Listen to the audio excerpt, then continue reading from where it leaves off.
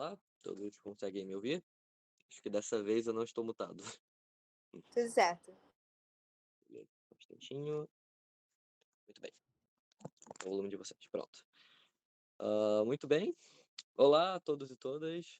Bem-vindos à primeira reunião da Liga de Direito e Tecnologia de 2024. Hoje, nós inclusive temos um palestrante muito especial que vai nos ajudar a começar o ano com o pé direito. Co-CEO e fundador da Lumux, colunista da revista Exame especializado em blockchain, tokenização e Web3, professor de Legal Design e Visual Law da ESPM e, claro, ex-aluno da UFRJ-FND e ex-membro e cofundador da Liga, Caio Barbosa. Sem mais delongas, por favor, eu passo a palavra para você. Boa. Galera, boa noite todo mundo. Feliz aí estar com vocês. Inclusive feliz aí de ver que o projeto está ressurgindo aí, né? Com muitas boas mãos aí tocando. É como... Desculpa, qual é o seu nome? É Gustavo? Gustavo, né? Tá falando Christian, agora. oi. Christian, desculpa, foi mal, viajei aqui. Christian, como o Nada. Christian estava falando, enfim, eu fui um dos cofundadores aí da Liga, né? Lá em 2019, se eu não estou enganado. Acho que foi início de 2019. A gente começou a pensar, a gente criou a Liga, eu acho que no final de 2019. Tava tudo indo bem, assim, né? A gente tava avançando bastante coisa, tínhamos feito parceria com alguns escritórios. Eu lembro que a gente chegou a começar a Liga com alguns cursos muito interessantes, assim. A gente chegou a fazer um curso de programação para advogados dentro do Piero Neto, não, do Siqueira Castro. A gente tinha feito também tipo uma imersão em Legal Design também, Design Thinking, dentro do Nelson Williams. A gente tinha uma porrada de parceria, assim, já estabelecida, e veio a pandemia, né? E, com certeza, como vocês podem imaginar, acabou com tudo. E aí, nesse meio tempo, né, obviamente, tipo, nas aulas pararam, etc. Então, a Liga ficou meio de lado, assim. A gente continuou fazendo alguns projetos, algumas coisas mais remotas, conseguimos até fazer alguns eventos bem legais. Mas como eu já estava no final da faculdade, muita gente que fundou a Liga comigo já estava no final da faculdade, e por conta da pandemia, etc., acabou que naquele momento a gente não conseguiu fazer com que, digamos, a próxima leva de pessoas, né, continuasse ali tocando. Então, feliz aí em ver que vocês estão aí à frente. Estou muito feliz aí de ver isso. Bom, como o Christian já falou, né, eu sou hoje, enfim, saí do mundo jurídico, na verdade, eu desde 2019 eu já não estou mais no mundo jurídico. Eu, dentro da faculdade, inclusive, já trabalhava em startup de tecnologia. Eu nunca fui muito, vou dizer assim, apaixonado, né, pelo mundo jurídico, com práticas jurídicas, né, nunca foi muito a minha pegada. Mas, enfim, né, estava seguindo a vida, cheguei a ser, inclusive, monitor, né, de teoria do direito na FRJ. Fiz bastante coisa, pensei em fazer intercâmbio, etc. Mas aí, no meio disso tudo, eu conheci esse mundo de startups, assim, por conta de um curso de extensão que tinha lá, não sei se ainda tem, que era justamente Direito e Novas Tecnologias. E aí, cara, eu me apaixonei, assim, por uma startup. Entrei numa startup como estagiário jurídico, isso em 2018 para 2019. Eu estava ainda no Ministério Público nessa época, tipo, nada a ver comigo hoje, mas coisa da vida. E aí, cara, aí realmente foi o amor à primeira vista, né? Falei, cara, é com isso que eu quero trabalhar, que é com tecnologia. Mas aí eu ainda estava numa posição, né, de estagiário jurídico. E aí, com a pandemia, no meio disso tudo, né, com a liga parando, etc. também, eu falei, cara, acho que eu tenho um espaço aqui, um tempo, né, para poder ver o que eu vou fazer da vida, assim. Tá meio perdido, assim. E aí acabei que eu comecei a estudar, né, por conta própria. Eu lembro que nessa época teve muitos cursos online de programação, de marketing, de produto, de design, etc. Eu comecei a fazer muitos desses cursos. Fiquei 2, 3 meses assim estudando. Até que eu consegui, né, minha primeira vaga numa startup de tecnologia, de educação aqui do Rio, como UX designer. Não sei se vocês sabem o que é UX designer, mas é um design de experiência do usuário, né? Que é um designer que cria aplicativos e plataformas, etc.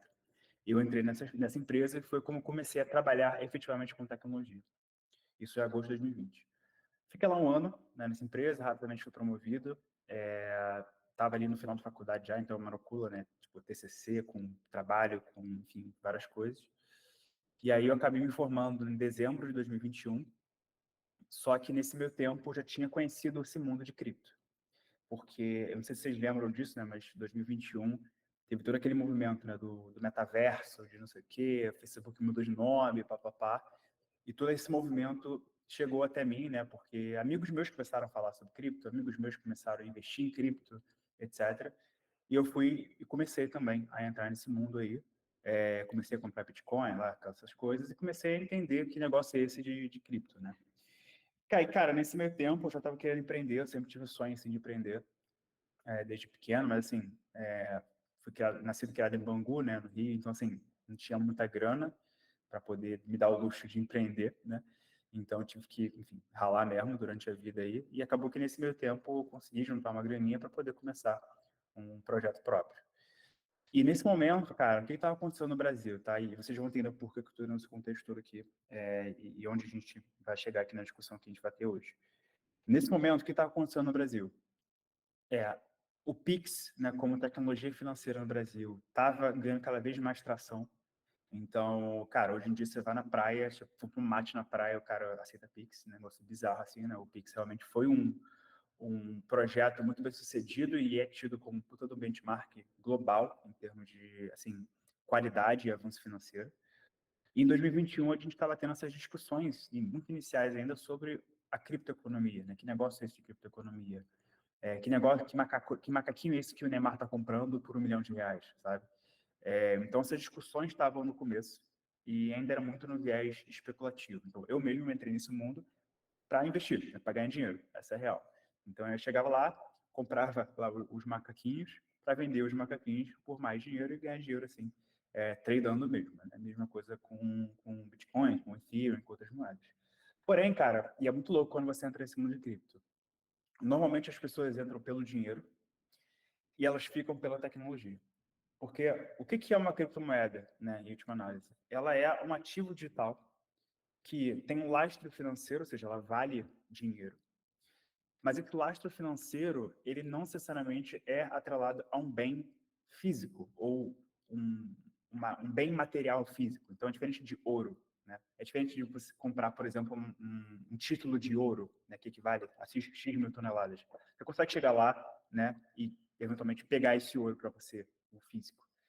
Com cripto é diferente. Ele é um ativo 100% digital, que ele está registrado no ambiente digital, e que por isso ele tem muitas possibilidades, muitas inovações que ele traz consigo, mas também traz muitos desafios e perigos, né? E por isso que a gente sempre ouve muito aí.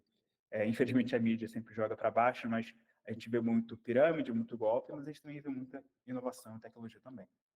Então, nesse momento que eu comecei a entrar nesse mercado, investir, etc., eu comecei a perceber que tinha muito espaço no Brasil para criar soluções para esse mercado. Naquele momento, a gente só tinha corretoras ou empresas que estavam querendo criar soluções para que pessoas físicas entrassem nesse mundo, como foi comigo. Mas até então não havia muitas empresas vendendo soluções para outras empresas. Então, cara, a gente criou a Lumix, né, isso em janeiro de 2022, focada em ser uma empresa que oferece tecnologia, né, infraestrutura para que outras empresas consigam lançar seus projetos utilizando a blockchain, que é o que eu vou explicar agora. O que é a blockchain? Tá? Toda criptomoeda, todo NFT, todo ativo digital, né, que a gente chama aqui de token, que é um ativo digital que está lastreado em alguma outra coisa, ele é registrado na blockchain, que nada mais é do que um banco de dados descentralizado que traz consigo algumas características que permitem com que o Bitcoin tenha sido o projeto de moeda digital, o único projeto de moeda digital bem sucedido da história. Assim, não sei se vocês sabem disso, mas o Bitcoin não foi o primeiro, não foi a primeira ideia, não foi o primeiro projeto de moeda digital, mas foi o único que deu certo, porque ele usa essa tecnologia. E como é que essa tecnologia funciona, tá? Por que o nome é blockchain? É cadeia de blocos. Porque a blockchain ela funciona de uma forma em que é como se tivessem milhões e milhões de computadores espalhados pelo mundo. Cada um desses computadores, eles estão rodando um algoritmo, né, um código específico, que é o código, vamos supor aqui, do Bitcoin. Então, toda vez que alguém executa uma transação, então, por exemplo, eu quero aqui enviar um Bitcoin para a Tâmara. Toda vez que eu executo essa transação, esses milhões de computadores executam um trabalho, um esforço computacional para validar essa minha transação. Por quê? Porque no mundo tradicional, financeiro, como é que funciona? Você tem lá uma conta no banco, no Nubank, por exemplo. O Nubank é um intermediário. Se você envia um Pix de R$ 50 para sua avó, ele aprova ou não, porque você pode ter ou não esse dinheiro na sua conta, ou, por algum motivo, ele pode achar suspeito e só bloquear a sua transferência. Não sei se alguém já teve essa experiência que você fez um Pix de R$ 50 agora, aí você tenta fazer o mesmo Pix logo em seguida, ele te bloqueia. Ele fala, pô, você já fez a transferência, calma aí, alguma coisa está errada. Por quê? Porque o Nubank, nessa história, ele é o intermediário, ele é o validador dessa transação. É ele que permite ou não que essa transação ocorra, baseado na opinião dele. Né? Obviamente na opinião, ele tem um algoritmo, etc. Mas, enfim, é ele que define tudo que vai acontecer. Então, é uma estrutura extremamente centralizada e que depende, né, vou chamar aqui de boa vontade, dessa entidade que é a intermediária dessa transação e que, portanto, né, ela tem o poder de permitir ou não que as coisas ocorram, inclusive manipular se alguma coisa, enfim, não estiver ocorrendo conforme ela queira. Se por algum motivo ela quiser bloquear essa conta, ela vai bloquear. Se por algum motivo vocês postarem alguma coisa no Instagram e o Instagram não gostar, ele vai bloquear essa conta e um abraço, vai começar uma outra conta. Então, eu queria falar sobre tudo isso, porque a criptoeconomia, né, e a blockchain como tecnologia por trás disso tudo, nasceu, a raiz disso é uma raiz anárquica. Quando o Bitcoin nasceu, ele surgiu para ser o novo dinheiro, o novo dólar. Ele veio para trazer mais poder para as pessoas e remover o poder centralizador dos grandes bancos, das grandes economias, etc. Então, ele nasce para literalmente acabar com os bancos. Passados alguns anos, né, a gente percebeu que, cara, acabar com os bancos assim, não vai acontecer, né, esquece essa ideia aí, né, isso não vai rolar. Mas o que vocês malucos estão falando aí sobre descentralização, sobre infraestrutura descentralizada, pô, faz muito sentido. Então, ao longo do tempo, o que aconteceu? O que antes era uma solução focada em acabar com os bancos e ser o novo dólar, passou a ser uma solução de infraestrutura tecnológica que viabiliza N use cases aqui que eu vou explicar um pouco para vocês daqui a pouco, e que reduz custos operacionais, aumenta a segurança jurídica, inclusive, do mundo digital, que eu vou citar um case recente que ilustra exatamente isso. E, principalmente, ele consegue fazer com que as pessoas, de fato, sejam donas de alguma coisa na internet. Não sei se vocês têm essa percepção, mas se a gente está aqui conversando, eu tive um print dessa chamada, tá? Agora eu tenho esse arquivo dessa foto no meu computador, beleza? E eu vou e mando essa foto no nosso grupo lá do WhatsApp, da Liga. Agora, eu tenho uma cópia dessa foto, porque eu tirei o print, e vocês todos têm uma outra cópia dessa foto, que está lá no canal do WhatsApp, e se vocês salvarem seus computadores ou seus celulares, cada dispositivo dele também tem uma cópia dessa foto. Agora eu pergunto para vocês, qual é a foto original? Foi a que eu tirei, a que eu mandei no WhatsApp, ou a que está em cada um dos computadores ou celulares de vocês? A gente aqui sabe que é minha, porque vocês estão aqui como testemunha de que eu gerei a primeira foto. Mas se eu mostro para minha mãe, ela não tem como saber se a foto que eu estou mostrando é verdadeira ou não. Então, exemplo de foto é bobo, mas aplicando isso para outras coisas, o que eu quero dizer é que a internet tornou muito fácil você copiar coisas. E você adulterar coisas, e você não consegue ter um tracking, né? uma rastreabilidade de todos os arquivos. E a real é que nenhum de nós somos donos de nada. Né? Na verdade, nossos arquivos estão no Google Drive, por exemplo, só que é do Google. O Google é o dono daquele drive. Você tem uma conta lá, meu e-mail, por exemplo, caio@gmail.com, parece que é meu, mas na verdade não é meu. Eu estou alugando um espaço dentro do ecossistema do Google. Se ele quiser não gostar de mim amanhã, ele pode só bloquear minha conta.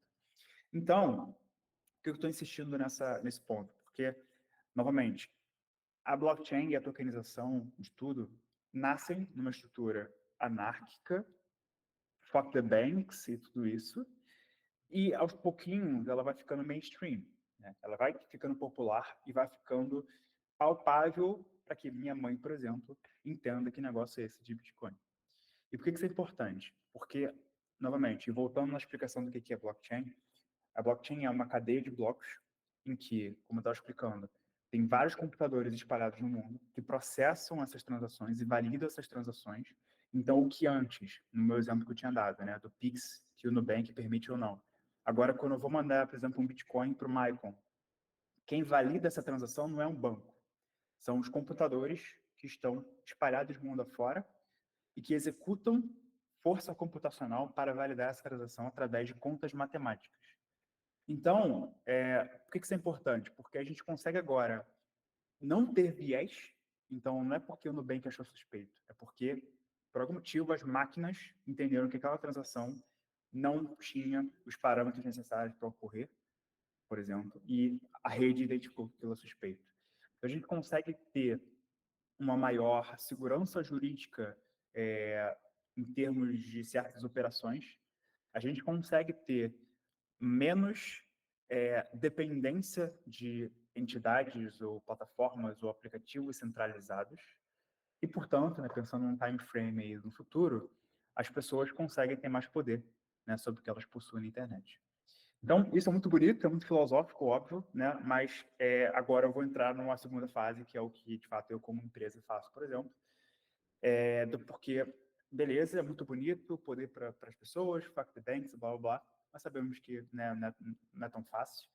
Então, o que aconteceu foi, o Bitcoin surge como essa tecnologia, como essa solução para substituir o dólar. Logo vem que o que é mais importante, na verdade, do que o próprio Bitcoin é a blockchain, que é a tecnologia por trás.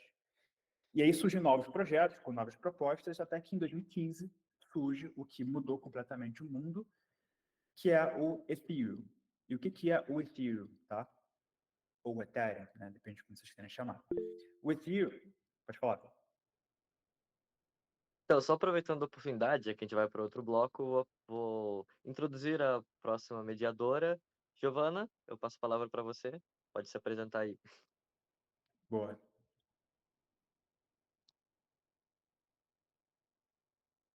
sei se a Giovana Boa ouviu aí. noite, boa noite. Boa noite, tudo Consegue bom? me ver? Te ver não, só te ouvir. Meu nome é Giovana. Agora foi, eu acho. Foi. Meu nome é Giovana, eu vou auxiliar vocês aqui como host, sou membro da Liga. Boa noite, as perguntas ao final serão lidas por mim. E agora o Christian teve um imprevisto, né? Vai ter que se retirar e eu vou auxiliar vocês. Mas eu fico um pouco entristecido de ter que sair agora, porque realmente é um assunto que me interessa bastante.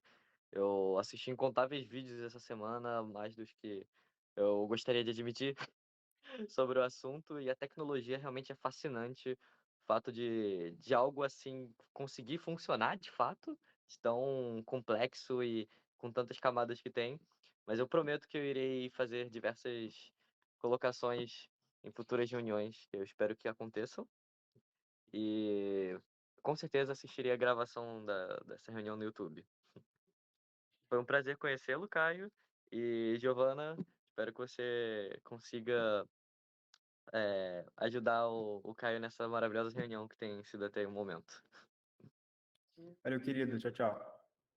Tchau, tchau. Giovana, prazer, tá? Bom, vou continuando aqui então para o segundo bloco que eu ia puxar. Então, vocês entenderam agora de onde surgiu, né? Que negócio é esse de Bitcoin, para que serve, etc. E quais são as raízes. E aí, trazendo uma timeline, né? Então, como eu estava contando, né? Em 2015 surge ali o Ethereum, né? Que foi o que de fato mudou completamente assim a perspectiva do que a blockchain conseguia alcançar como tecnologia, porque diferentemente do Bitcoin, que nasce como uma camada focada em ser o novo dólar, ou seja, um 100% financeiro de troca de valor, o Ethereum surge como uma plataforma. Então, o Ethereum, quando ele foi criado, ele foi concebido como a plataforma das plataformas, ou a rede das redes. Então, o grande objetivo do Ethereum é ser uma espécie de supercomputador em que, através desse supercomputador, você consegue criar programas. No mundo tradicional, a gente chama isso de softwares ou apps, alguma coisa assim. Nesse mundo de Web3, a gente chama de DApps, ou seja, Decentralized Apps, aplicativos descentralizados. Então, o Ethereum ele surge como uma tecnologia, né, uma plataforma que busca viabilizar a criação de contratos inteligentes. E aí que surge todo esse negócio de smart contracts, que eu vou explicar daqui a pouco como é que tudo funciona. Mas através do Ethereum, a gente consegue, de fato, usar a blockchain como tecnologia, né, para os nossos negócios. Então, quando o Ethereum surge, ele viabiliza esse caso de uso, e aí que tudo muda, né? Porque até então você só usava a blockchain para mandar dinheiro. Com Ethereum, você passa a poder criar soluções e produtos e plataformas e aplicativos, etc., para várias coisas. Então, cara, hoje em dia tem solução em blockchain desde banco descentralizado até rede social descentralizada, até game descentralizado. Então, tudo isso viabilizado porque o Ethereum surgiu.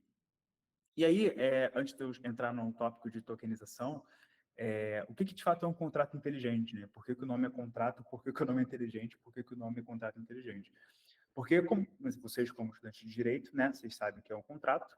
Um contrato nada mais é do que um conjunto de regras, né, que são acordadas entre duas ou mais partes. Essas regras estabelecem como vai ser a relação ali, uma relação comercial, por exemplo, entre duas partes. Caso alguma das partes não cumpra aquelas condições, normalmente tem uma espécie de multa ou algum tipo de resultado negativo, caso aquilo não aconteça, se, por exemplo, for um acordo comercial. Caso a condição comercial seja cumprida, algo acontece, né? Algo é executado, seja um pagamento, seja um prêmio, qualquer tipo de outcome aqui, baseado num contrato que foi estabelecido entre as partes. Aqui é a mesma coisa. Só que a diferença é que um contrato inteligente ele não é um documento, não é um PDF, né? Ele é um código, né? Um software, que ele é escrito por um desenvolvedor, não um programador, que programa numa linguagem específica, e nesse código, né, ele cria essas regras de negócio. Então, caso isso aqui aconteça, jogue isso aqui, né? Caso algum requisito aconteça, acontece isso aqui. Então, é um código que, de fato, estabelece essas regras de negócio para que tudo aconteça. E o inteligente vem do contexto de que esse contrato, ele é auto-executável. Então, vou dar um exemplo aqui e trazer como é que isso é diferente nesse novo mundo. Se eu chego para a Giovana e falo, Giovana, cara, me deixa 10 mil reais aí, e, pô, para você ficar tranquila, bora assinar aqui um contratinho entre a gente, para você ficar tranquila, né? Só porque eu não vou te dar um golpe nem nada. Aí a Giovana vai lá, me empresta 10 mil reais, a gente assina um contratinho, e sendo que eu tinha um prazo até o mês que vem para pagar a Giovana de novo. Passa um mês, passa 2 meses, passa 3 meses, eu não pago a Giovana. O que ela vai fazer? Primeiramente, ela vai atrás de mim, tentar me achar, eu vou sumir, ela vai tentar me processar. Aí a justiça vai tentar me achar. Aí, se eu desaparecer, provavelmente não vou conseguir me citar no processo. Aí já se passaram 2 anos e a Giovana não tem mais aquele 10 mil reais. Tudo isso porque, no direito normal, né, os contratos não se executam automaticamente. Você precisa ir atrás, por exemplo, do setor, né, do Poder Judiciário para você processar alguém para que, de fato, por exemplo, o setor judiciário obrigue alguém a te devolver o dinheiro.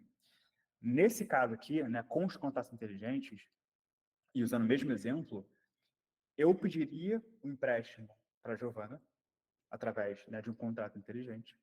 A Giovana depositaria esses 10 mil reais dentro desse contrato inteligente. Então, o contrato inteligente também atua como uma carteira, de certa forma. Então, ele pode receber algum ativo. O contrato inteligente segura esses 10 mil reais, envia os 10 mil reais para a carteira do Caio, e, supondo que a gente combinou aqui que a devolução seria no dia 31. Quando bateu o dia 31, se o Caio tem 10 mil reais na conta dele, não adianta o Caio querer ou não. O dinheiro vai sair da conta do Caio e vai voltar para a conta do Giovanni automaticamente. Se tiver algum juro, inclusive, nisso tudo, já é acrescido dos juros ali automaticamente. Então, isso é um exemplo bobo, mas que ilustra como funcionam os contratos inteligentes. Você estabelece condições de regras. Se essas regras e condições forem estabelecidas, o contrato é executado automaticamente, independentemente se uma parte queira ou não. Por isso que é um contrato inteligente. Ele se auto-executa sem depender desse viés das partes. Isso é um exemplo que pode ser aplicado em N outras coisas. No final das contas, é mais seguro, né? Torna a relação totalmente mais segura, né, entre as partes. Exatamente, exatamente. Então, por exemplo, eu posso mostrar aqui até na prática para vocês, assim, só a título de curiosidade, um exemplo que eu estou até fazendo para poder dar uma brincada. Confirma se você vê minha tela aí? Você vê minha tela? vendo. Sim, sim, sim. Tá, beleza. Isso aqui, gente, só para ilustrar esse exemplo que eu estava dando, é uma plataforma, né, que é quase que um banco, tá? Em que eu posso pegar dinheiro emprestado e emprestar dinheiro, tá? Tudo isso sem depender de um banco central, sem depender do Itaú, sem depender de ninguém aqui, tudo através da minha carteira de cripto, tá? Então aqui, por exemplo, se eu descer aqui a tela, eu vou poder mostrar para vocês que eu tenho um dinheiro que eu emprestei aqui. Calma aí, só confirmar aqui. Aqui, pronto. Aqui, por exemplo, tudo que está na esquerda é o dinheiro que eu emprestei e tudo que está na direita é o que eu peguei emprestado. Então, essa Sol aqui é uma criptomoeda que hoje cada Sol está valendo mais ou menos aí $100, né? Então, eu emprestei para essa plataforma. Caio, só uma interrupção. Qual seria o nome da plataforma mesmo? Ah, tá. Margin5, vou mandar aqui no chat. Mandei no chat aí. Margin. É Margin5, então, basicamente assim, cada Sol, né, cada moedinha dessas hoje está mais ou menos aí $100. Então, no caso aqui, eu emprestei para essa plataforma $600, mais ou menos, e eu peguei emprestado $300. Aí você pensa, por quê, né, cara? Por que você fez isso? Porque nessa plataforma aqui, se eu faço isso, eles me dão pontos. Vocês veem lá de cima que eu estou com 38 mil pontos. E eu posso, com esses pontos depois, ganhar vários prêmios, né, inclusive financeiros. Então, isso aqui é um exemplo, né, muito fora da realidade isso aqui, né, mas só para mostrar um pouco de como tudo funciona. Eu não estou dependendo de um intermediário para permitir ou não fazer o que eu estou fazendo. Eu consigo fazer isso aqui 100% de maneira descentralizada. E depois, por exemplo, esses $600 que eu estou emprestando aqui, vai ter um cara na China, por exemplo, que vai pegar esse dinheiro emprestado através do dinheiro que eu deixei aqui, né, como colateral. Então, novamente, é um caso muito fora da realidade aqui, né, do que a gente está discutindo, mas só para contar um pouquinho, né, do que é possível, né, nesse mundo. Então, tudo isso ali é feito através de um contrato inteligente. Eu empresto e alguém pode poder emprestar. Pode falar. Maicon levantou a mão. Pode falar, Maicon. Boa noite, eu tenho uma dúvida sobre isso. O que acontece se o cara que pegou o dinheiro emprestado, ele gastar o dinheiro e não te pagar, se tornar inadimplente? Então, nesse caso ali, eu não estou emprestando para uma pessoa diretamente. Eu estou como se fosse colocando o que a gente chama de pool, né? Eu estou botando ali quase que num fundo, tá? Então, esse fundo, ele tem um cap, então, ele tem como eu posso dizer, o cara não pode chegar e pegar todo o dinheiro, ele tem um limite do que ele pode colocar. E dois, ali, não sei se vocês repararam que o que eu peguei emprestado é metade do que eu emprestei. Por quê? Porque eles só deixam eu pegar emprestado até a metade do que eu deixei como colateral. Então, para pegar qualquer empréstimo ali, eu também tenho que botar o meu na reta.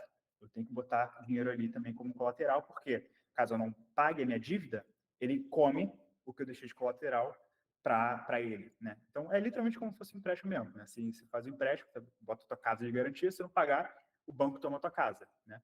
Então, aqui é a mesma coisa.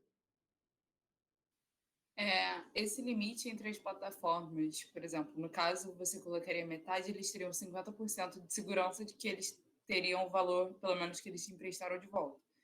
A depender da plataforma, essa porcentagem muda, né? Isso. Normalmente é 70% até, só que essa plataforma é um pouco mais conservadora. Então, ela coloca ali 50% para ter menos risco, né?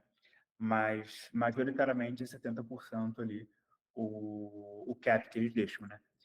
E aí, é interessante, assim, né? Porque agora você consegue ter... É um ponto que a tokenização faz muito, né? E eu vou explicar, né, mais a fundo sobre tokenização como um todo, mas só para dar esse exemplo, um dos maiores benefícios que a blockchain traz, né? E a tokenização o que ilustra isso, é que você consegue dar liquidez para coisas que não têm liquidez ou que têm muita pouca liquidez. Então, vou dar um exemplo bobo, mas que é um mercado bilionário, tá? Carta de Pokémon. Cara, carta de Pokémon é um negócio bizarro o quanto é vendido. É um mercado bilionário, inclusive, literalmente bilionário, mundo afora. De cartas, tipo, histórica, né? Dos anos 90, etc e tal. Gente que é colecionador e tudo mais. Só que qual o problema? Pô, beleza, eu tenho uma carta de Pokémon aqui, pô, que é rara. Só que, pô, tem que deixar assim em casa, tem que ter cuidado, para, sei lá, pro meu irmãozinho, meu cachorro não morder. Eu tenho que guardar esse negócio da melhor forma possível. E se eu quiser vender, eu tenho que ter todo o trabalho de enviar pro cara. Puta estresse, né? E aí surge um negócio que é maravilhoso. Eu vou mostrar para vocês aqui. Chamado Cart Yard. Que é isso aqui, ó. Que basicamente é como se fosse um Mercado Livre, tá? Um marketplace, em que você consegue comprar e vender cartas tokenizadas. E como é que isso funciona? E aí, isso aqui é um ótimo exemplo para explicar o que é tokenização e blockchain. O que está acontecendo aqui é uma pessoa aleatória enviou essa carta que ela tinha na casa dela, por exemplo, para essa empresa chamada Courtyard. Essa empresa, o que ela está fazendo? Ela guardou essa carta dessa pessoa num vault, num cofre a vácuo físico, e ela tokenizou essa carta. E aí a gente entra na discussão do que é tokenização. Tokenização, gente, é você dar uma representação digital em um token, né, que novamente é esse ativo digital registrado na blockchain, a algum outro ativo, seja ele digital, seja ele físico. Então, um token ele pode ser lastreado por um ativo físico, como uma carta de Pokémon, ou imóvel, ou qualquer outro, ou um ativo digital, como, por exemplo, dólar. Né? Dólar, a gente sabe que tem as notas físicas, mas a maior parte do dinheiro que a gente movimenta já é digital. Né? Então, um token ele tem um lastro digital ou físico, ou os dois, e nesse caso aqui é um token lastrado por uma carta de Pokémon. Então, o que é a tokenização na prática? Ela pega esse ativo físico, que no caso é a carta de Pokémon, ele cria esse token na blockchain, então ele é representado por um identificador único, tá? Um NFT nesse ponto, e eu já vou explicar o que é um NFT, diferenciando com outras coisas. E agora, né, e voltando ao meu exemplo, né, digamos que eu seja dono dessa carta de Pokémon querer vender, agora a pessoa que quer comprar essa carta, ela não precisa comprar minha carta física, receber a física e revender depois e passar pelo mesmo estresse. Ela pode ficar comprando e vendendo esse ativo digital para sempre, se ela quiser. Então, qual o benefício para mim que quero comprar e vender carta de Pokémon? Ponto 1, eu não preciso guardar isso em casa, porque a empresa está guardando no cofre para mim. Ponto 2, eu tenho liquidez global, ou seja, o cara da China, o cara do Japão, o cara do Brasil pode comprar e vender isso aqui à vontade. E ponto 3, eu consigo, e isso é uma das maravilhas, dado que isso está na blockchain, e isso é um ativo digital, tokenizado, eu consigo, inclusive, usar isso aqui para fazer operações financeiras. Então, o mesmo exemplo que eu dei para vocês da MarginFi pode ocorrer com cartas de Pokémon. Não tem hoje no mundo tradicional em que você pode usar um carro ou uma casa como garantia por um empréstimo? Eu posso usar uma carta de Pokémon como garantia por um empréstimo. E isso parece muita viagem, mas literalmente está acontecendo agora, que já é um mercado bilionário. Então, repare que a blockchain ela consegue trazer e permitir casos de uso que são completamente impossíveis sem a blockchain. Né? Por quê? Porque ela traz a rastreabilidade das transações. Eu vou mostrar para vocês como é que é a blockchain ali bonitinho, para vocês verem como é que é o negócio na prática. Ela garante a segurança jurídica, porque, novamente, isso é um contrato inteligente, então não existe a possibilidade de eu burlar isso aqui. E ponto 3, ela automatiza os processos. Então, se eu compro, automaticamente o dinheiro já cai na conta da pessoa e a carta, né, no caso o NFT, que representa essa carta, já vem para a minha carteira. E esse segundo ponto é muito interessante, porque provavelmente vocês já devem ter ouvido falar sobre o real digital, né, ou o DREX, que é a nossa moeda digital que o Banco Central está criando, né, e tudo mais. E um dos principais motivos pelos quais eles decidiram criar essa moeda usando blockchain é porque ela soluciona um problema chamado DVP, tá? Que é Delivery versus Payment, tá? Que é um problema clássico. Digamos que você vai vender, sei lá, um carro no Mercado Livre, brother. Aí um cara falou que quer comprar teu carro. Aí tu vai encontrar o cara, né, fisicamente para você entregar o carro. Só que, pô, tu vai confiar que o cara vai pagar para você e você vai entregar o carro antes, o documento do carro para ele, ou você vai esperar ele te pagar para você entregar o documento do carro. Mas ele também vai estar pensando isso, né? E vai pensar, pô, eu vou pagar antes, mas o cara pode não entregar o carro, né? Então, é sempre essa questão do ovo e da galinha, né? Quem faz primeiro? A blockchain soluciona isso. Por quê? Porque tem um negócio na blockchain chamado Atomic Swap, ou seja, transação ou troca atômica. Literalmente no mesmo milissegundo que eu envio dinheiro para alguém, por exemplo, para comprar algum ativo, esse ativo já vem para minha carteira. Então, é como se eu tivesse aqui, nesse exemplo do carro, né, com a chave do carro de um lado e o Pix do outro, e no momento que eu faço o Pix, a chave já vem para mim, sem ninguém precisar fazer nada. Então, novamente, traz uma segurança jurídica, automação de processos, né, e rastreabilidade e transparência para todas as transações aí envolvendo relações comerciais, tá? Então, muito interessante. Cara, eu acho que E uma questão que permeia seria qual seria a segurança de quem vai comprar esse carro, né? Porque a contraprestação, pagamento, a gente já tem moeda digital, né? Tudo já é feito por Pix, se todo mundo fosse tirar dinheiro digital, não tinha dinheiro para todo mundo. Então, ele está ali. Mas como aconteceria essa prestação do carro, né? Como seria essa entrega ou essa segurança? Falando de coisas mais palpáveis, né? Boa. Cara, no caso do carro, tem a questão do próprio ativo, né? Então, por exemplo, caso eventualmente você consiga, isso é inclusive uma coisa que está sendo testada já pelo próprio Detran com o Santander. Se eventualmente você compra um carro e, sei lá, você ficou um mês usando o carro e logo depois você descobriu que ele estava todo ferrado, né? Só que você, por algum motivo, não conseguiu perceber, ou então a pessoa que te vendeu adulterou e tudo mais, existe uma coisa na blockchain chamada revoke, né? Então, eventualmente, você conseguiria revocar, não é? Conseguiria reverter uma transação que ocorreu. Então, você consegue, por exemplo, fazer com que o documento do carro, que já havia sido mudado de propriedade, retornar à origem através de uma contestação, por exemplo. Então, você consegue facilitar bastante esses casos de uso. Mas num cenário, né, perfeito aqui, em que o carro está uma maravilha, você consegue fazer logo no ato, por exemplo, já automatizado com o Detran, etc. Cara, pagou, pô, o próprio documento, toda a burocracia que você teria que fazer depois com o Detran ou com outros órgãos, automaticamente já seria feito através desse contrato inteligente. E é inclusive o que está sendo feito aí com o Mais Santander. ágil, né? Também mais ágil. Exatamente. Exatamente. E aí, cara, isso aqui é uma das grandes belezas, né? Então, tipo, e até explicando, né? Qual a diferença de NFT para token normal, né? Então, o que o Flávio falou aqui. Nós temos mais uma pergunta Sim, aqui. Flávio, O Flávio exatamente perguntou. isso.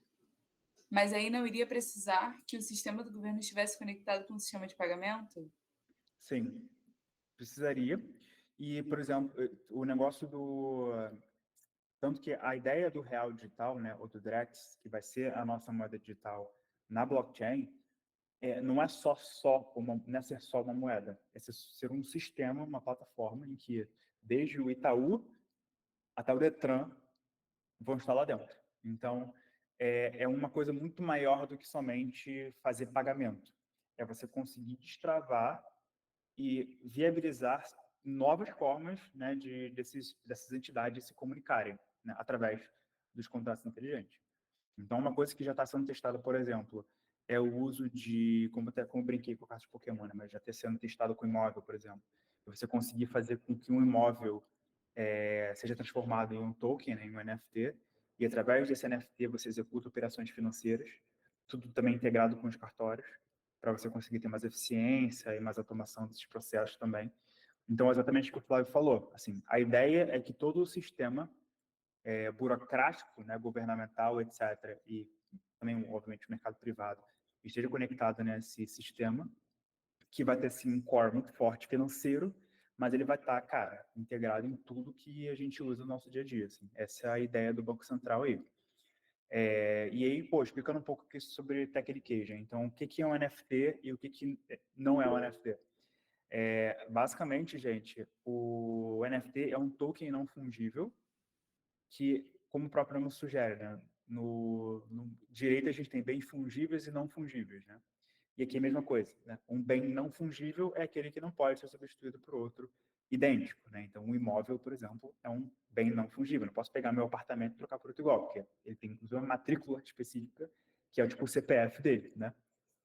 Um bem fungível, eu posso trocar por outro, cara, por uma facilidade gigantesca. Então, cara, pouco importa qual a nota de R$ 2 que eu estou usando para pagar um pão na padaria, tipo, né? Não existe essa necessidade dele ser único. Então, no mundo digital, a mesma coisa. O NFT, ele é um ativo, como o nome sugere, é um token não fungível, é um ativo digital não fungível, porque ele é único. Essa cartinha de Pokémon aqui, só existe ela no mundo, dessa identificação, né, com esse númerozinho de série, né? Então, logo, não tem como copiá-lo, né? O Bitcoin, em contrapartida, tem milhões de Bitcoins no mundo iguais. Então, pouco importa qual Bitcoin que eu estou usando para pagar alguma coisa, ou qual Bitcoin eu estou transferindo, sabe? Então, Caio, basicamente isso. a gente tem mais uma pergunta. A Laila levantou a mão. Laila, pode falar. Eu não sei se já foi respondido, mas eu gostaria de saber como que fica a questão da privacidade de dados na Drex, tendo em vista que ela está interligada com o blockchain, que é uma rede aberta. Aí como que ficaria o sigilo bancário nesse cenário? Ótima pergunta. Inclusive, o Banco Central está maluco tentando resolver isso agora. Por quê? Blockchain, por natureza, é uma rede pública, como você mesmo falou. Tá? Então, eu vou te mostrar, inclusive, aqui, eu fiquei de mostrar, esqueci, o que é, como é que vê, né, a blockchain, tá? Deixa eu mostrar aqui e eu já te respondo, porque tem tudo a ver com isso aqui que eu vou te mostrar. Isso aqui, por exemplo, gente, é o que a gente chama de escaneador, tá? Então, isso aqui é, como vocês podem ver, no lado esquerdo, ali embaixo, são os últimos blocos. Então, cada bloco, tá, é um conjunto de transações que ocorreu na blockchain. Cada rede tem um tempo específico em que ela gera blocos. A Ethereum, por exemplo, essa que eu estou mostrando, ela gera novos blocos ali, acho que a cada 30 segundos, alguma coisa assim. E no lado direito são as últimas transações que ocorreram, tá? Então, se eu clico aqui numa transação, e aí vocês vão entender por que eu estou mostrando isso, que tem exatamente tudo a ver com o que ela perguntou, aqui eu tenho os detalhes dessa transação, tá?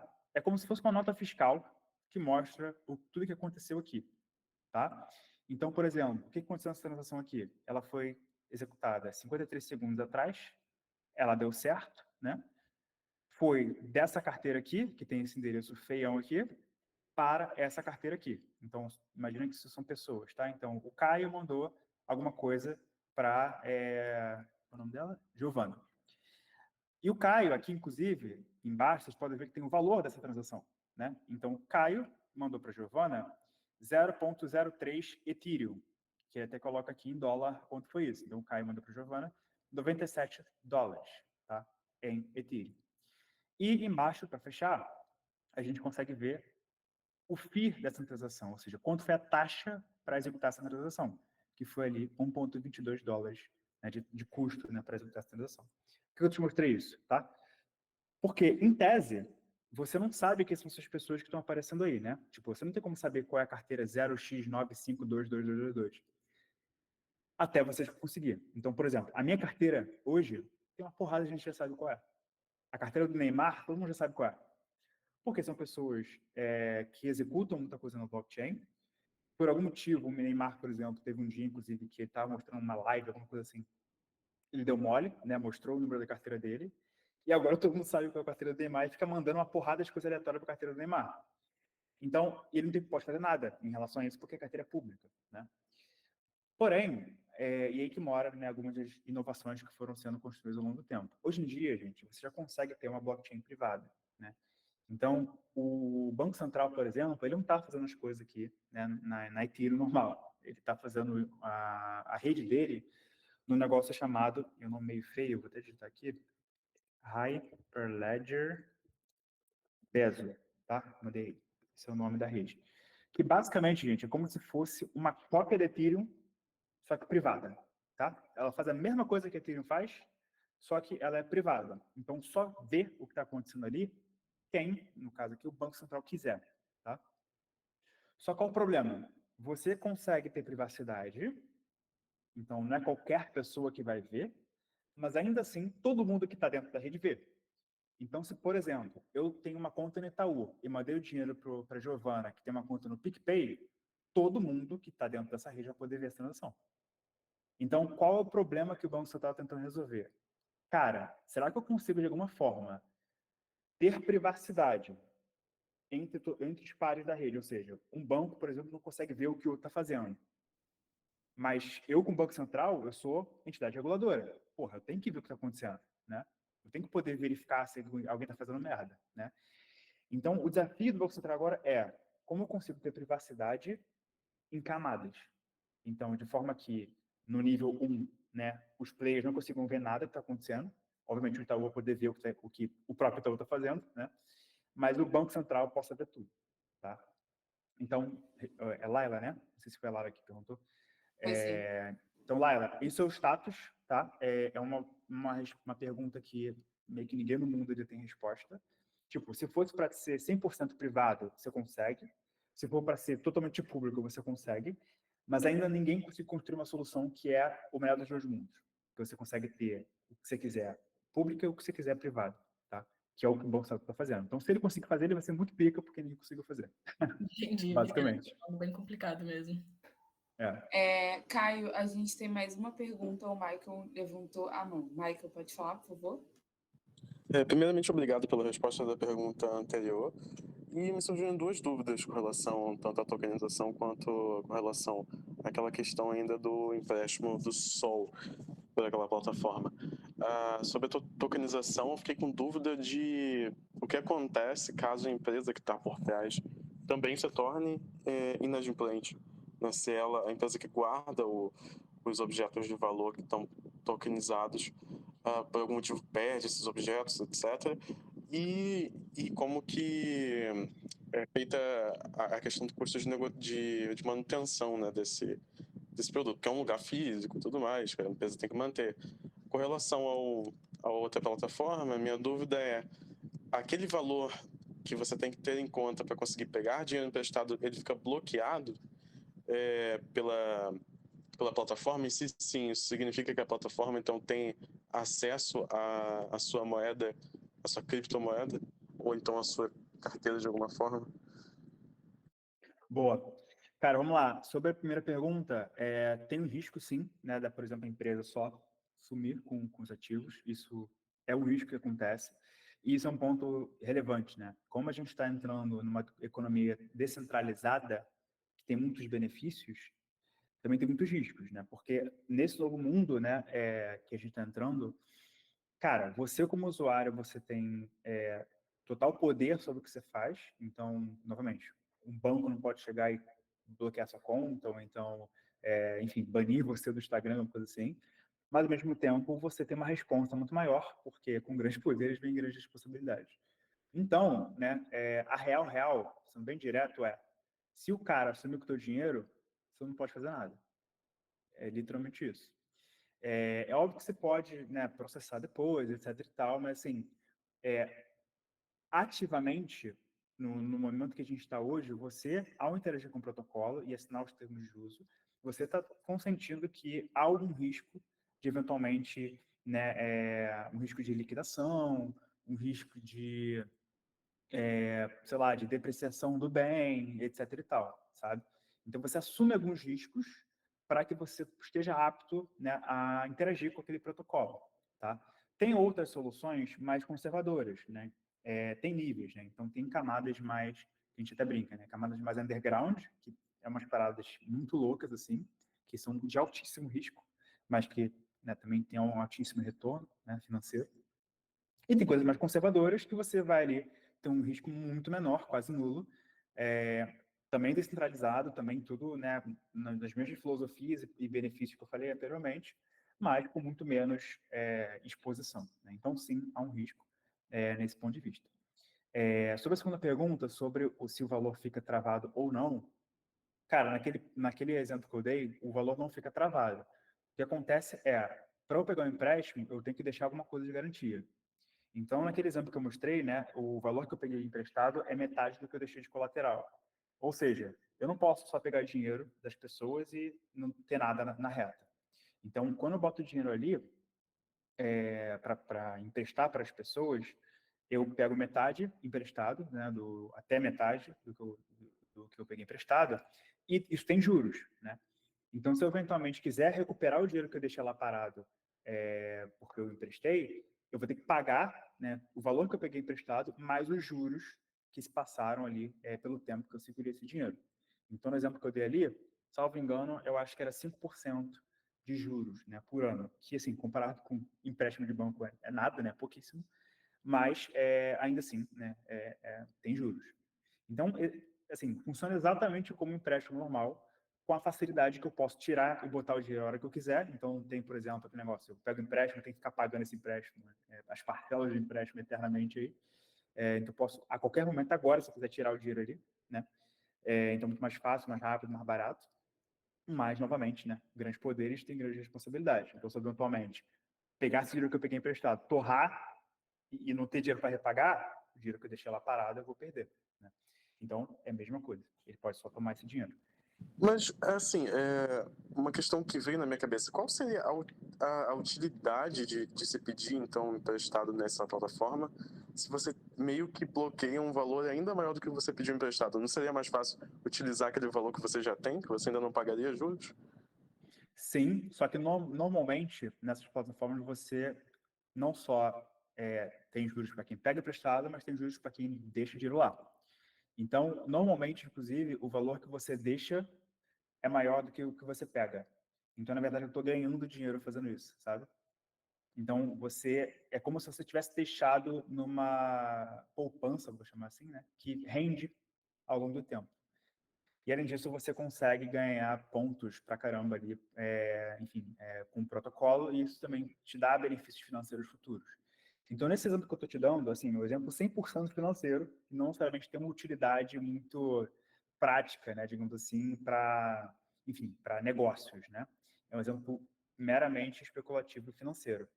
Porém, né, tem outros mecanismos que são muito interessantes. Por exemplo, tem uma plataforma, que eu vou até colocar aqui, chamada Lido, tá? Isso é muito interessante. O que é Lido, tá? Lembra que eu estava falando que na blockchain você tem vários computadores espalhados para validar as transações, etc. Para você ser um validador da Ethereum, por exemplo, você precisa ter na sua carteira 32 Ethereum, tá? 32 unidades da moeda Ethereum, tá? Só para mostrar para vocês quanto vale isso hoje. Ó, não sei se vocês conseguem enxergar aqui, mas cada Ethereum é 2 mil e poucos dólares assim. e 32 Ethereum que vale 80 mil dólares. Ou seja, se eu quisesse ser um validador dessa rede e ajudar a rede, né, enfim, a validar as transações, etc., eu preciso desembolsar 80 mil dólares, que assim, sabemos que nem todo mundo tem 80 mil dólares para dar. Então, o que essa Lido faz? Ela consegue democratizar a validação da rede. Então, ao invés de você precisar de 32 Ethereum, você consegue só chegar na Lido, por exemplo, vou mostrar aqui para vocês, e você consegue fazer um negócio chamado stake líquido, né? Que basicamente ao invés de eu ter que pagar 32 Ethereum para validar a rede da Ethereum, eu posso colocar um valor qualquer aqui, porque a Lido já possui esse 32 Ethereum na carteira dela, e ela permite com que pessoas, né, meros mortais tipo eu, consiga, né, delegar um pouco desse meu dinheiro para ela. Então, o que ela faz no fim do dia? Ela junta várias pessoas, que cada um vai botar um pouquinho ali. Quando bate 32 Ethereum, ela pega mais um validador na rede, executa esse validador, ganha as recompensas da rede e distribui para todo mundo que deu dinheiro para ela. Então, isso aqui é muito interessante porque você consegue, como usuário, ganhar, né, os rendimentos financeiros do que está acontecendo, né, nessas validações, e você ganha uma moeda chamada ST Ethereum, que você pode usá-la para executar operações financeiras. Então, é o que a gente chama de stake líquido, né? Então, você consegue, ao invés de deixar o seu dinheiro travado aqui por tempos e tempos, você ganha uma moeda, né, que é como se fosse uma representação, né, daquele moeda que você deixou ali como colateral, e você pode usar isso para várias operações financeiras. Então, assim, muitos dos exemplos que eu trouxe aqui são nesse viés financeiro, mas muitos desses exemplos estão sendo aplicados agora em ambientes mais mainstream, né? Então, aqui no Brasil, por exemplo, a gente tem uma empresa chamada NetSpaces, que é muito interessante, e que eles fazem tokenização imobiliária. Então, basicamente, você consegue, por exemplo, parcelar um imóvel para sempre, assim, né? Tipo, fazer uma assinatura de patrimônio imobiliário. Então, tipo, você, sei lá, passa o teu cartão de crédito, escolhe um plano, tipo, sei lá, R$ 100 por mês, e o que ele faz é todo mês ele debita do teu cartão R$ 100 e compra tokens que equivalem a parte de um imóvel. Então, você vai meio que pagando o imóvel ao longo da tua vida, sem precisar da entrada, sabe? E algum dia você vai ter esse imóvel, né? Ou vai ter parte dele, você pode revender, fazer qualquer coisa disso. Mas, só para finalizar a resposta com o Maicon, Muitos desses exemplos, assim, são muito fora da realidade, né? Tipo, cara, por que eu estou emprestando dinheiro para esse negócio? Não faz nenhum sentido, né? Mas quando você vai ver o que isso traz de possibilidade, aí a gente consegue ver, de fato, esse negócio sendo aplicado no nosso dia a dia. Então, por exemplo, um exemplo nosso aqui, que é mais parecido com o caso das cartas de Pokémon, mas é mais para o mundo digital, é a Simpla. A Simpla, né, os meus que vocês conhecem a Simpla, né, é Simpla cliente nossa, aqui na Lumix, né. E o que eles fizeram? Não sei se vocês têm o app da Simpla aí, mas caso vocês possuam, dê uma olhadinha depois. Agora, todo mundo que tem uma conta na Simpla, ó, estou com eles aberto aqui, tem agora uma carteira. E a carteira tem um endereço aqui em cima, tá? Que é um endereço de uma carteira cripto. E os ingressos agora são tokens. Por quê? Porque, imagina que todo mundo aqui já passou por isso, ou conhece algum amigo que passou por isso, que foi comprar um ingresso online e era fake, né? Ou tentou comprar um ingresso no Rock in Rio, em grupo de Facebook, e tomou golpe do Pix. Então, assim, os ingressos talvez sejam um dos principais casos aí que vocês vão ver no dia a dia de vocês, no curto prazo. Ingressos tokenizados transmitem, né, essa segurança que é necessária.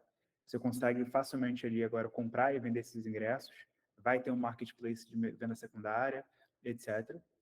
Então, a gente vai ver cada vez mais esses casos de uso no nosso dia a dia e que parece que não, mas grandes exemplos como esse aqui são inspirados nesses casos muito loucos aí que eu citei aqui para vocês, tá? Então, é muito engraçado esse mundo de cripto, porque ele começa, novamente, no underground, na anarquia, fuck the banks e tal, e agora você tem uma Simpla, né, tokenizando ingressos, né, vendendo festinha de carnaval, sabe? Então, muito legal, assim, ver essa... Tá no Banco Central agora, né? Exatamente, o Banco Central, né? Então, assim, é muito legal, assim, para a gente aqui que está construindo aqui, né, nesse mercado, assim, dá muita tesão, assim, porque é novidade o tempo todo, né? Óbvio que é muito estímulo também, né? Então você tem que dar uma filtrada aí no que você vai prestar atenção, porque senão você fica maluco. Mas a gente consegue viabilizar muita coisa, assim, né? E, cara, o mundo jurídico ele vai ser impactado pra cacete, cara. Pra cacete, pra cacete, pra cacete.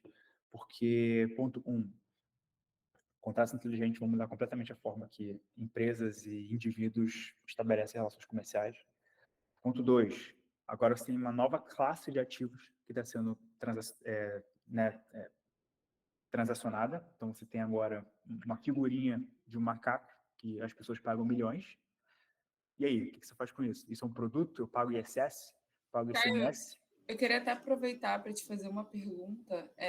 Você, que estudante de Direito também já foi, qual é a sua visão da mudança, dessa mudança profissional?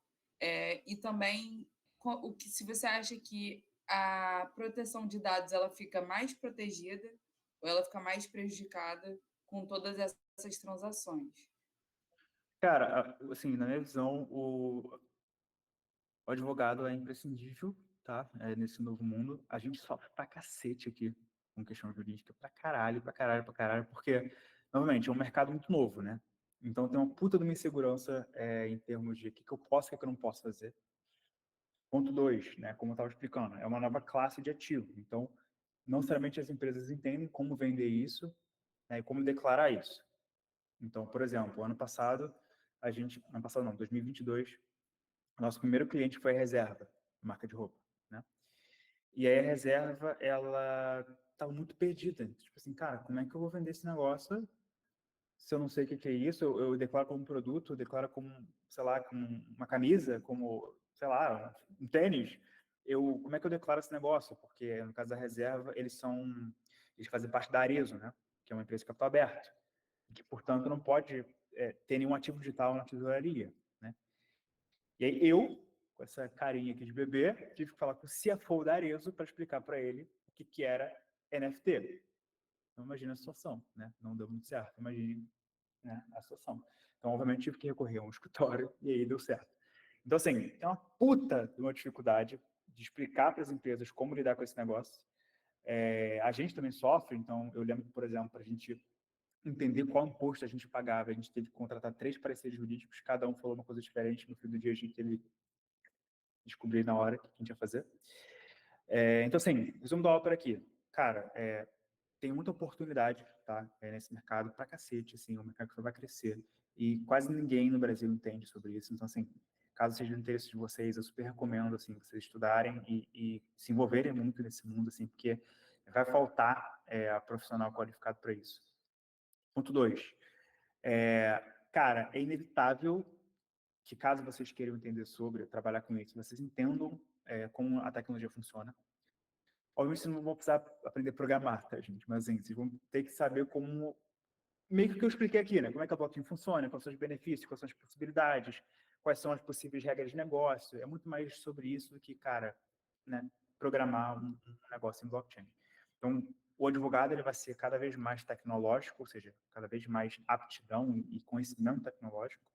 E, pô, vamos lá, agora com o ChatGPT, essas coisas assim, pô, vocês conseguem também ter muito mais facilidades aí para ter mais ferramentas, né, para ajudar vocês. E, por fim, sobre produção de dados, cara, inicialmente, assim, é muito engraçado, né, porque, em tese, a blockchain, ela nasce para trazer deixar anônimo, né? Então, como eu mostrei ali, em tese, você tem uma carteira ABCXYZ, você não sabe quem é, né? Só que alguém pode descobrir esse endereço e, a partir desse momento, não é mais anônimo, né? Então, o que nasceu para ser anônimo, na verdade, não é anônimo. Então, o que eu digo é que piora a privacidade hoje em dia, né, da forma que está hoje. Então, é o que eu falei, hoje em dia, assim, se eu passar o endereço da minha conta para vocês aqui, vocês vão ver literalmente tudo que eu tenho e tudo que eu faço, tá? Isso é muito bizarro, né? Imagina que se você tivesse a sua chave Pix e eu pudesse botar no site e saber quanto você tem na sua conta agora, né? Isso acontece no blockchain. Se eu mandar aqui, vocês podem ver a minha conta agora. Isso é muito louco. Então, assim, piora nesse ponto de vista, mas já estão sendo criadas várias soluções, né, para melhorar isso, tá? Então, tipo, é um problema que imagino que daqui a pouco vai acabar, né? Até porque, se não acabar, tipo, o negócio não consegue evoluir da forma que estão querendo que evolua. Então, eu imagino que vai ser solucionado, né, talvez até o fim desse ano, no máximo, eu acho que 2025 a gente tem uma solução para isso. Até porque o Real Digital, né, o Drex, está tido aí para sair do piloto, inclusive, no fim desse ano, né? Então, vamos torcer aí para o Banco Central solucionar isso. Então, assim, acho que é muito isso, tá, o recado. Cara, eu tentei ser, assim, ser o mais sucinto aqui, mas eu sei que é muita informação ao mesmo tempo, porque realmente é um assunto complexo, que tem muita coisa, desde o viés filosófico, anárquico, até a tecnologia, até a carta de Pokémon, até o empréstimo. Então, assim, é muita coisa, eu sei. Mas, assim, cara, super aberto aqui, vocês querem trocar uma ideia depois, posso mandar mais material, enfim, fica super aberto aí para falar. E, cara, acompanha a gente, né? Tipo, a Lumix, a gente posta bastante coisa, majoritariamente no LinkedIn. A gente hoje está trabalhando com as maiores empresas do Brasil, então, como eu falei, da Simpla, né? Depois vejam lá o aplicativo da Simpla, vocês vão ver como é que tá. A gente está trabalhando muito com empresas do setor de entretenimento também, então, emissoras de TV em breve, vocês vão ter notícias aí que vai sair. Então, muita coisa legal e coisa palpável, sabe? Coisa que vocês podem usar no dia a dia de vocês, mostrar para a mãe de vocês e estudar aí o que está acontecendo. Então, cara, super aberto aí para a gente trocar essa ideia. E é isso. Espero que as cabeças de vocês tenham explodido aí. Gente, eu vou abrir um espaço agora. Alguém quer realizar mais alguma pergunta para o Caio? Quer tirar uma última dúvida, uma curiosidade?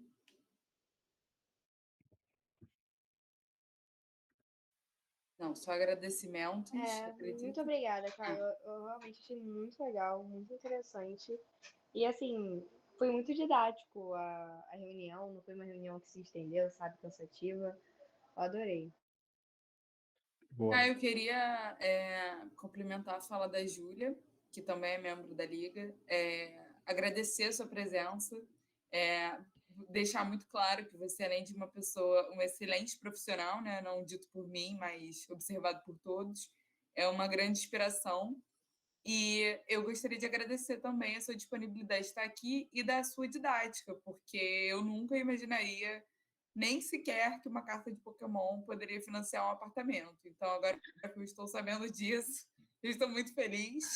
E eu acho que é o sentimento de todos aqui. Muito obrigada. Tomara que, com certeza, todos aqui acredito que vão acompanhar o seu trabalho. E, de novo, gostaria de agradecer. Boa, não, eu que agradeço, gente. Novamente, feliz de ver que a Liga está ressurgindo das cinzas aí. Espero muitos projetos aí, cara. E assim, novamente, super aberto aí para outros encontros, eventos, qualquer ajuda aí que eu puder, né, dar para vocês, super à vontade de mandar. Eu sou meio enrolado, assim, né? Mas minha rotina é meio louca. Então, às vezes eu demoro um pouquinho para responder, mas sempre que eu posso eu respondo. E é isso. Tamo junto. Muito obrigada a todo mundo que estava presente. Caio, com certeza nós vamos nos manter em contato. E então eu acho que eu vou finalizar aqui. A Larissa agradeceu também, falou que o assunto é muito complexo em muitos aspectos, mas nós aprendemos bastante com você. Eu concordo 100% com o que ela falou. Tá bom? Muito obrigada. Um beijo a todos. Vou encerrar aqui. E Caio, com certeza nós vamos manter o contato. Tá bom? Valeu, gente. Boa semana. Tchau, tchau. Boa noite.